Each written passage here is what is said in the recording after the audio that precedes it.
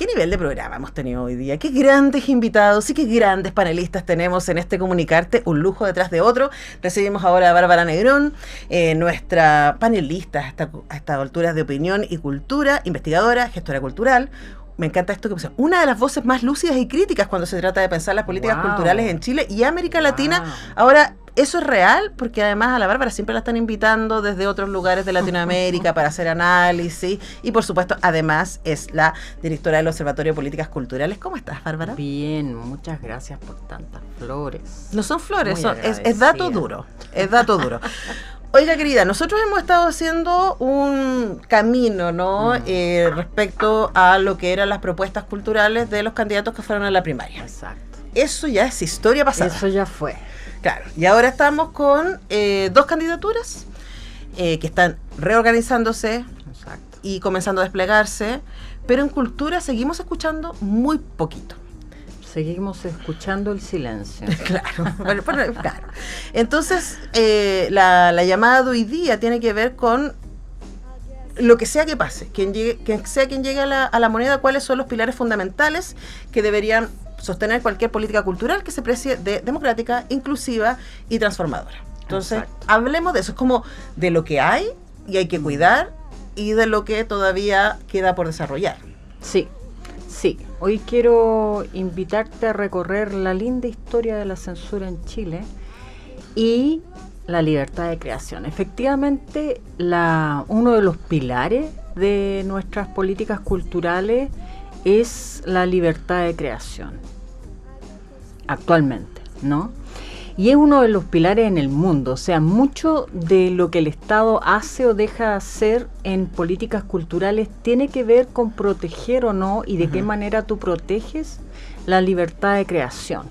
Entonces es un tema fundamental. Eso va a dar forma a distintos modelos de desarrollo cultural. Y el Estado, desde hace mucho tiempo, ha tenido la posibilidad de actuar en relación a los contenidos de algo, ¿no? Censurando o garantizando que no se va a censurar. O sea, antes del siglo XVIII la censura, el control era la lógica y después de las revoluciones empieza a ser al contrario, ¿no? Que el Estado pueda garantizar. Entonces, ¿qué ha pasado en Chile? Nosotros tenemos en 1925 una primera ley de censura que es la que crea el Consejo de Censura Cinematográfica. Ya, como bien tú sabes, el cine había entrado con fuerza a Chile en el primer cuarto de siglo y una de las reacciones, además del fomento, fue la censura. Alessandri Palma. 1959 encontramos otra ley que renueva ese consejo, lo incluye en el Ministerio de Educación bajo otro Alessandri Rodríguez. Y esta ley, al parecer, había entrado como en cierta relatividad, poca aplicación en los años 70, y con la dictadura volvemos a tener una de las leyes más feroces en relación a la censura, que es la que crea el Consejo de Censura Cinematográfico, el 74. Porque ya estaba establecida la posibilidad de censura, o sea, el Estado podía prohibir películas. Pero con esto no solo prohíbe películas, sino que incluye a militares dentro del comité que decide qué excluir y qué edades calificar. Entonces en ese periodo se censuraron más de 1000 películas. Y bueno, uno pensará películas políticas, ¿no? Claro. De todo, películas de romance, de drama, cómicas, religiosas y políticas. Y no fue sino hasta bien entrado la transición democrática que esto se acabó. En un hito bastante importante para las políticas, fundamental para las políticas culturales chilenas, que fue que empezó no como algo del Estado, sino como una disputa entre civiles. Abogados de la Universidad de Chile interpusieron una demanda para que se permitiera la transmisión de la película de Martin Scorsese, La última tentación de Cristo. Que además es una película tan católica. Tan catoliquísima. Entonces, Yo encuentro, ¿no? La gente es muy se asusta, religiosa. pero si usted la ve, o sea, es como Scorsese es un ferviente católico y es una película que habla sobre el libre albedrío, Sí. que es la base del cristianismo. Sí, exacto. Pero y de bueno. la culpa. Y la culpa. Es verdad. Que es el otro pilar. Claro, el otro pilar. Bueno, y efectivamente empezó una disputa en tribunales muy interesante porque siempre se falló a favor de la censura. Uh-huh. O sea, cuando ya el Estado, el Ejecutivo, no estaba ejerciendo ese poder de censura, porque estábamos ya en la transición, fue los tribunales que defendieron la censura. Esto llegó a la Corte Interamericana de Derechos Humanos, que obligó a Chile a reformar esta ley. Chile ya había comenzado con un proceso, estaba un proyecto de ley en el Congreso, y finalmente el 2001 se consiguió no solo que esa ley de calificación cinematográfica se cambiara, y a partir de ahí ya no es posible en Chile prohibir una película, sea la película que sea. Sí. Tú dices, esta es para niños, esta es para... Hay un consejo calificador. Exacto. 14 años, 18 años, 7 años, pornográfica incluso, pero no prohíbes ninguna película. Pero no solo eso. A partir de este mismo proceso se consigue una reforma en la Constitución del 80 que garantiza la libertad de creación y difusión de las artes. Reforma que, como te imaginarás, en esa época fue transversal, porque no se podía conseguir si no tenía la anuencia de gran parte de la derecha. Y entonces tenemos hoy día en Chile un mecanismo que es una joya, porque nosotros también tenemos garantizado el derecho a la salud, pero anda a tratar de solicitarlo, de pedir que lo ejerzan. En cambio, en este derecho es muy claro el procedimiento. No solo está la garantía, que es como ya la norma más importante, sino un procedimiento donde si a ti, como creador, te censuran, tú vas a la Corte de Apelaciones en el rango de, creo que son 60 días, no más de 60 días producida la censura, y pides que te repongan el derecho, ¿no?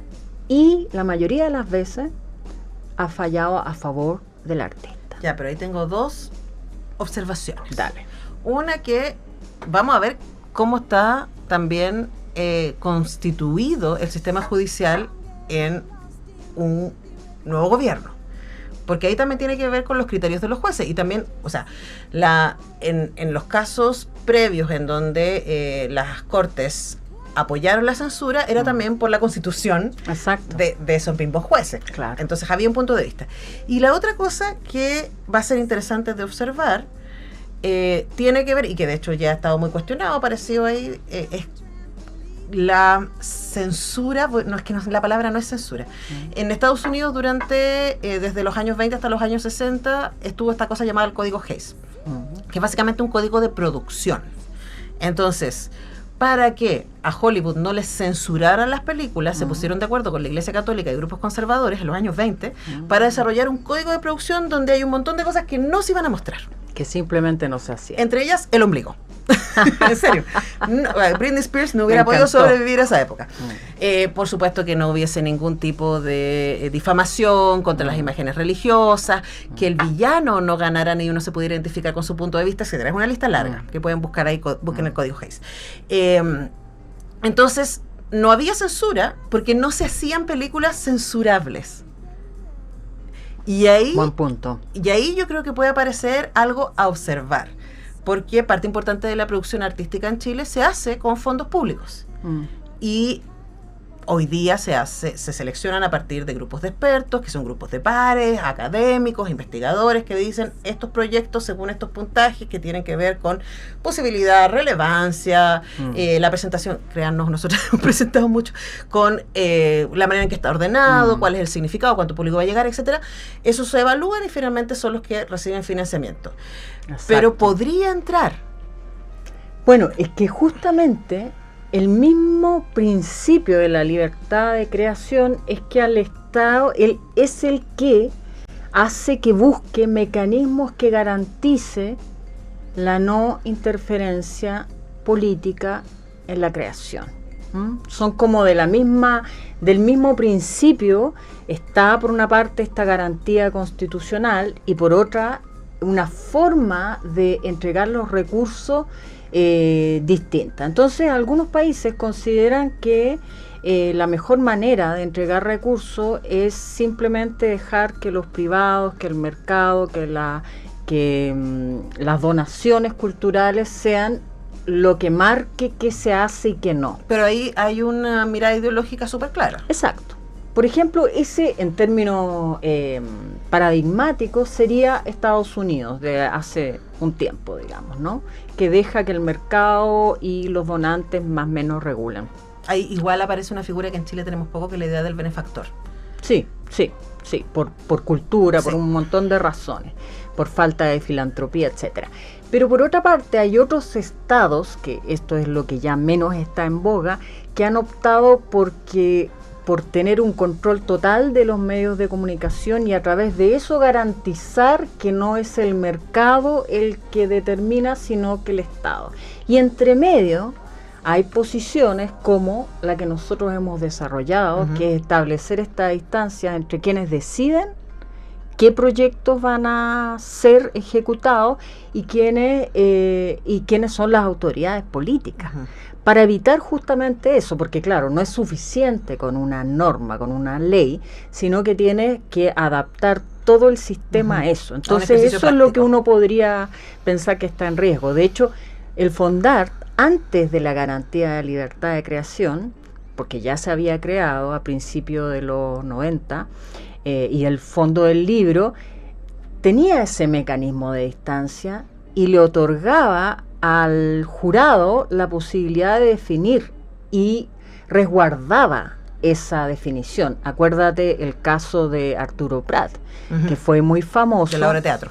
De una obra de teatro, y Arturo Prat fue víctima 2 veces de intento de censura, obras relacionadas con Prat. Otra fue a propósito de Alberto Montt, fue de un ¿ilustrador? Un ilustrador que mostró a Arturo Prat resbalándose. Sí. Me encanta eso. Es cuestionable. Estaba pensando también en la polémica que hubo con Ángeles Negros de Juan Pablo Sutherland, que no sé si te acuerdas cuando salió ese libro, que fue en el 93. 93. Claro, y que fue además el primer libro gay en Chile. Y claro, también fue muy polémico. Ahora el tema, me contaba Juan Pablo, es que en el proyecto él mandó avances, pero nunca usó la palabra homosexual o gay en la presentación del proyecto. Claro. Entonces efectivamente evaluaron con la información del material mismo, pero sin ese énfasis que luego fue el que le dieron los medios, que también es una manera de, no sé si censurar, pero sí de categorizar la creación. Sí, bueno, y además el debate respecto de una creación siempre tiene que estar. Sí. El tema es, lo que se regula con esta garantía es la censura previa. Ajá. Es porque tú puedes demandar a alguien después de que hizo una obra porque consideraste que te afecta. O que afecta a tu familia. Pero no puedes evitar que se dé. Y ese es el gran valor. Ahora, en el caso de los libros, una cosa muy curiosa, la ley que creó el Fondo del Libro incluía un artículo que permitía a los tribunales la última palabra en la censura. O sea, el tribunal podía sacar de circulación un libro, como pasó en el caso del libro de la Alejandra Matus, el libro de Francisco Martorell, principio de los 90, claro, estamos hablando. Yo era muy chica. Libros que hablaban directamente, estoy pensando en Los zapatos del Puma, ¿no estuvo también en ese lote de libros como...? Antes. Me da la impresión que fue bueno, por supuesto, pero en esa época ya en democracia era un escándalo. Y eso permaneció así, la ley de hecho sigue así. Solo que como está esta garantía, sería inviable. Entonces, ¿por qué traigo el tema a colación? Porque ¿qué sabemos de esta relación tan importante del Estado con la creación en los dos candidatos que hoy día tenemos a la presidencia? ¿Y por qué es necesario hacerse esa pregunta? Bueno, si vemos los programas de ambos, hasta ahora, porque seguramente es posible y esperable que haya un nuevo programa, ¿no? Claro, además en ambos casos. Estoy pensando que en el caso de Kast probablemente haya una conversación, no voy a decir negociación, aunque probablemente va a haber una negociación con el Partido Libertario de tomar algunas partes de su proyecto para conseguir esos apoyos. Y recordemos lo que era en respecto a cultura. Claro. El proyecto de Kaiser. No, de hecho, Kaiser. El programa de Kaiser abre una línea muy clara de censura. Pero, ¿qué antecedentes tenemos respecto de Kast y Jara en relación a este tema tan fundamental para la creación, que es la libertad de creación y difusión de las artes? Bueno, en el de Jara no tenemos nada que nos indique que va a haber un cambio de posición en ese sentido. En el de Kast tampoco. Hasta ahora. Porque tampoco tenemos un programa que nos permita ver qué está pensando para este sector. Solo hay una medida, como ya hemos dicho, un plan de inversiones, que es una medida que parece muy razonable a 10 años plazo, pero no hay nada más y un ministerio no puede con eso solamente, hay muchos otros ámbitos. Pero tenemos antecedentes. ¿Qué antecedentes tenemos respecto al Partido Republicano en esta materia? Es que en el último intento constitucional, el Partido Republicano incluyó una indicación, un cierre a la frase que habían propuesto el comité de expertos, que era: en Chile existirá la garantía de libertad y difusión de las artes, y el Partido Republicano le agregó, a excepción de aquellos casos que atenten contra la tradición, la moral y las buenas costumbres. Exacto, la moral y las buenas costumbres. Misma fraseo de 1925. Eso te iba pensando, es como, lo sabemos porque están, y el tema es que, ¿quién define la moral y las buenas costumbres? Ahí se lo dejamos rebotando y podemos readentrarnos en estos temas, Bárbara Negrón, en un par de semanas, ¿te parece? Claro que sí. Muchas gracias, querida, por venir y por compartir con nosotros tus reflexiones y sabiduría. Recuerden seguir al OPC, Observatorio de Políticas Culturales, en Instagram. También pueden ir a su página web y encontrar un montón de información, estudios para que estén informados respecto a esto y más. Nosotros vamos a la música y al regreso vamos a hablar de burnout, de exceso de trabajo a final de año, con el decano de Psicología, Gabriel Ursúa, a propósito de nuestro panel de Viernestar.